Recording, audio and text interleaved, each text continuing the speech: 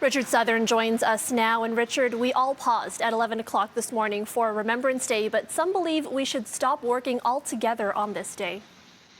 Erica, the push kind of on again to make Remembrance Day a stat holiday here in Ontario, to give everybody the day off to remember, this very important day. And there's a precedence for this, Erica. It already is a stat holiday in BC, Alberta, Saskatchewan, New Brunswick, PEI, and Newfoundland and Labrador. So Ontario, kind of the odd ones out when it comes to Remembrance Day and a day off.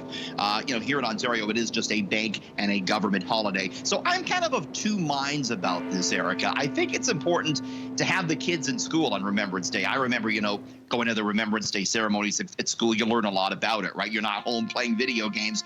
But I also think it's a day when we should pause. And I also think we should have a stat holiday every month of the year. So I think I'm in favor of a day off. What do you think? I think that's a good idea. You know what I didn't think about, kids in school. We need to learn about these things. We need to pay respect to those who gave the ultimate sacrifice for us. So I kind of agree with you there. I mean, maybe not a day off in school, but sort of a pause so that we can honor them the right way. Yeah, I agree. All right, many holiday events have already been canceled due to the pandemic, but there is one new attraction coming to the city next month. This is pretty neat. It's from the guys behind that Van Gogh exhibit that everyone's talking about, right? You could drive into it. This is called Illusionarium, and it's at the same location as the Van Gogh, the old Toronto Star printing press at number 1 Yonge Street. So what this is all about, it features lifelike holograms, 3D projections, and live magicians. Visitors, they say, will journey through the history of magic starting in the 17th century. You'll meet holographic versions of historic illusionists like Harry Houdini. They social distance, so you walk through, but you're not close to anybody. It ain't cheap, $99 per couple. But Janella, Erica, what else are we going to do these days? There's nothing else to do, right? It looks pretty incredible, and I didn't get a chance to go to that Van Gogh exhibit. This one looks really cool too. The Van Gogh one had rave reviews, so I'm sure this one's just as good or even better.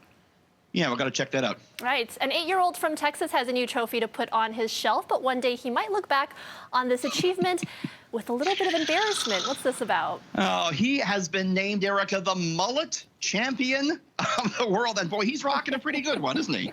That looks great. I love it.